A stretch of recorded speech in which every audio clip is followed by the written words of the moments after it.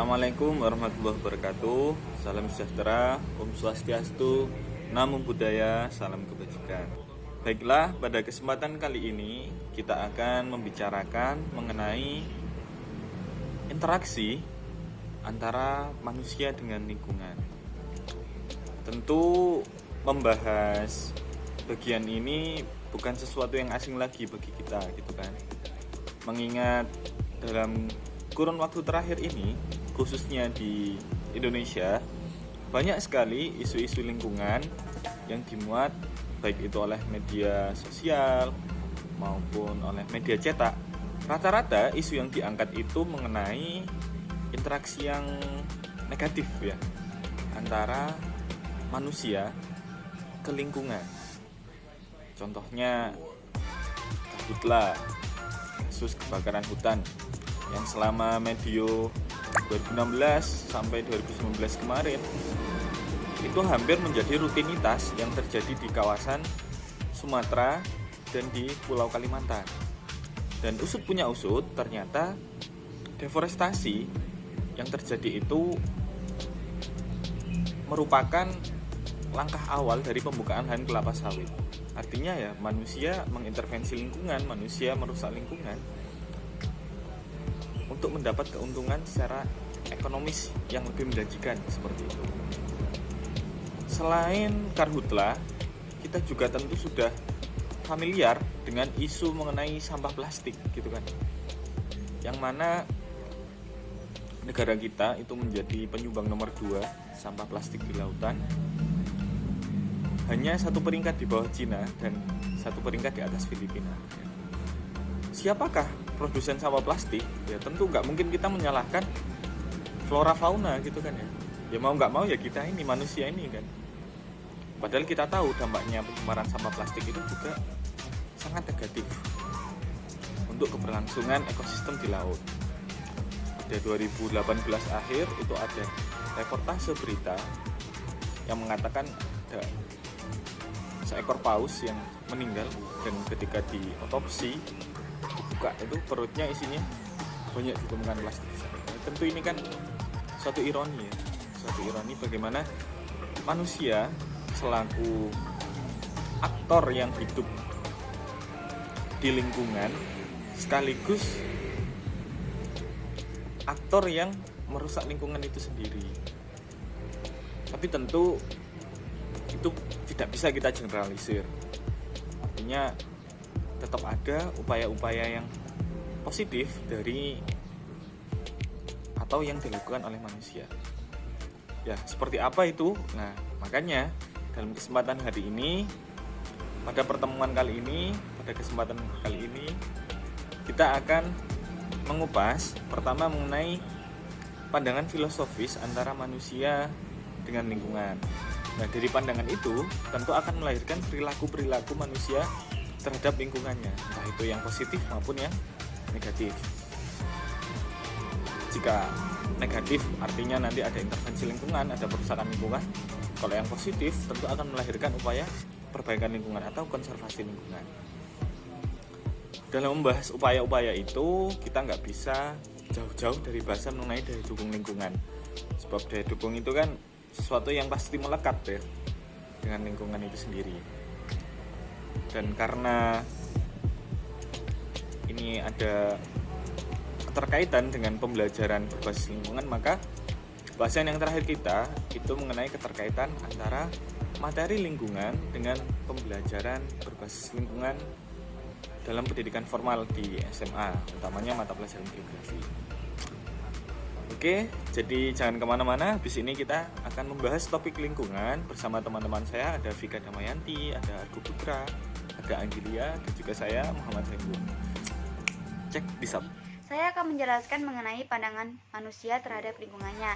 Jadi, manusia yang tinggal di suatu wilayah ada yang bersikap responsif terhadap masalah lingkungan hidup, tapi ada pula yang bersikap masa bodoh.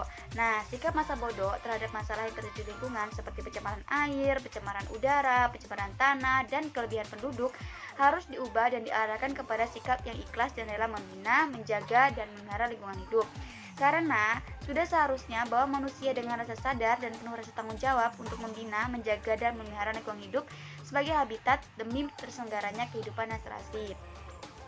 Jadi jelas bahwa pandangan manusia terhadap lingkungannya ada dua. Yang pertama responsif terhadap masalah, yang kedua bersikap masa bodoh. Nah, jadi kita itu harusnya bersikap responsif terhadap masalah lingkungan, karena agar lingkungan hidup itu terselenggara kehidupan yang serasi seperti itu.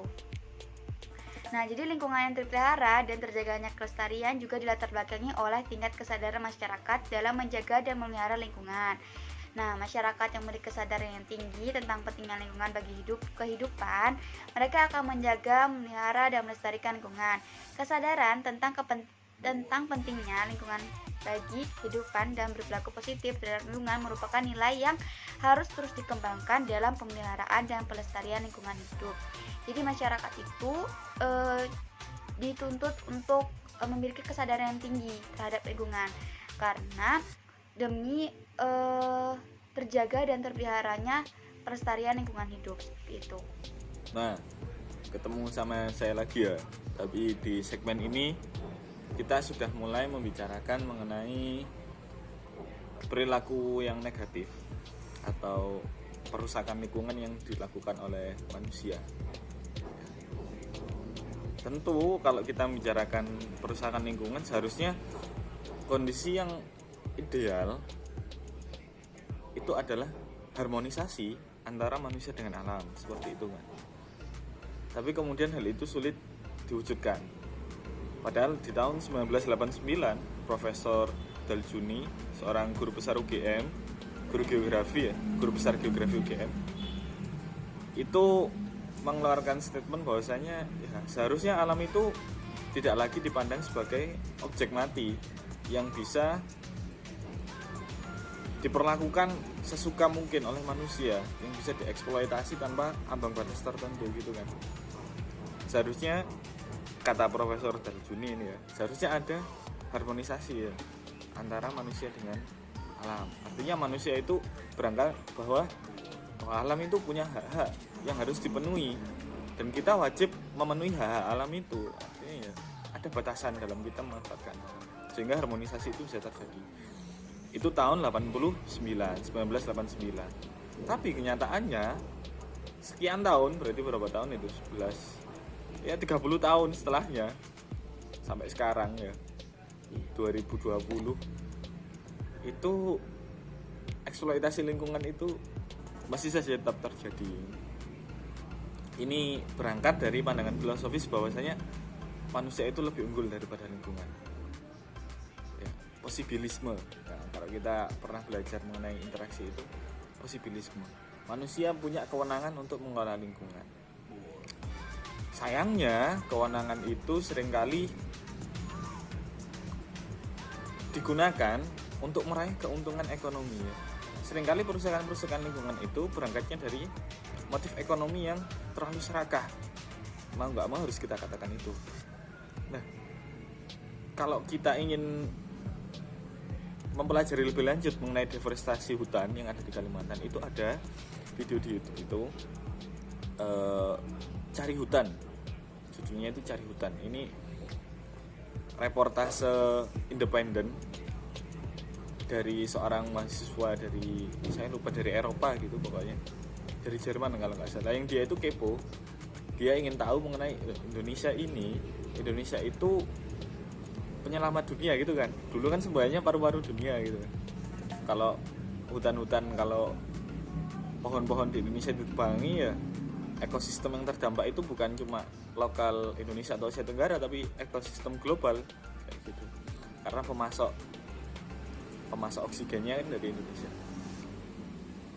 Nah, kemudian reporter ini pergilah ke Indonesia, dia mencari tahu asal usul kenapa kok deforestasi itu marak sekali. Dan salah satu hal yang menyebabkan itu terjadi adalah adanya korupsi ya. Artinya ya nggak jauh-jauh dari motif ekonomi. Ada seorang pihak yang ingin mencari keuntungan berlebih. Nah, menimbang dari kerusakan lingkungan yang ya mau nggak mau harus kita akui, semua kerusakan lingkungan itu disebabkan oleh manusia. akhirnya muncul ide atau gagasan mengenai pembangunan berkelanjutan, konsep pembangunan berkelanjutan atau Sustainable Development Goals ya. Ada 17 poin itu kan ya. Nah, pada prinsip SDGs itu ada 3 prinsip utama, yaitu keseimbangan antara lingkungan, sosial, dan juga ekonomi.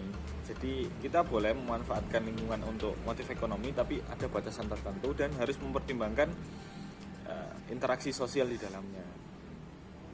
Nah, ini bahasan mengenai upaya konservasi terhadap lingkungan akan dijelaskan oleh teman saya.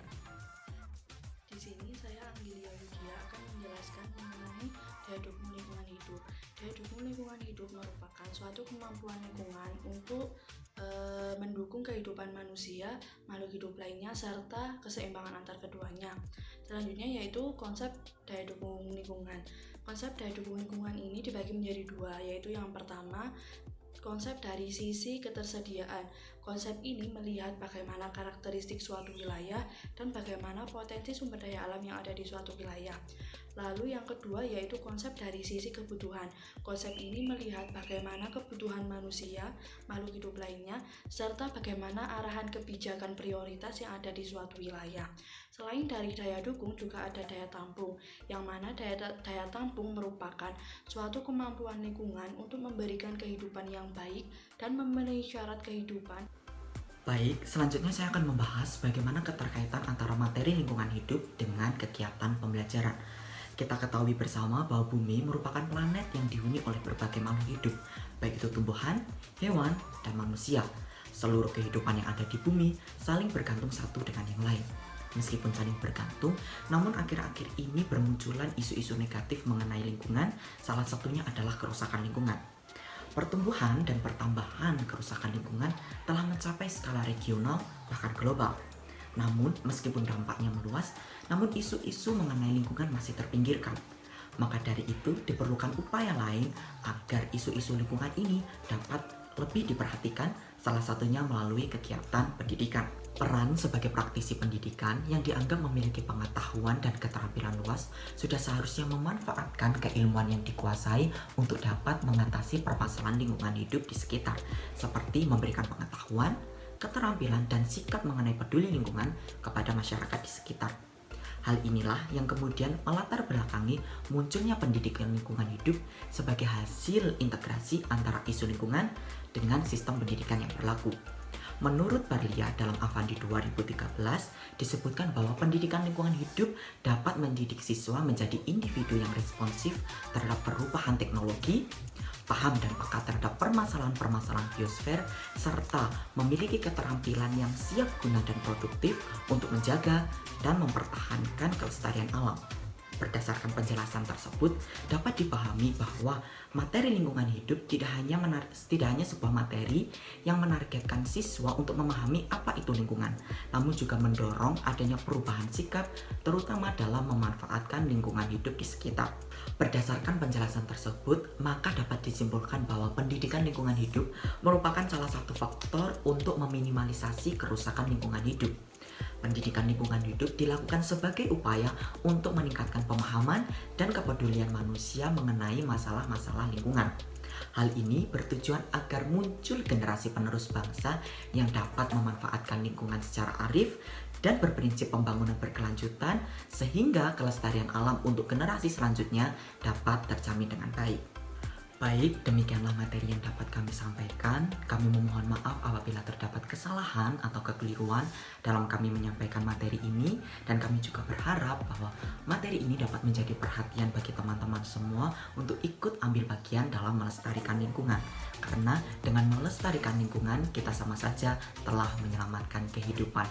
Akhir kata, wassalamualaikum warahmatullahi wabarakatuh. Terima kasih.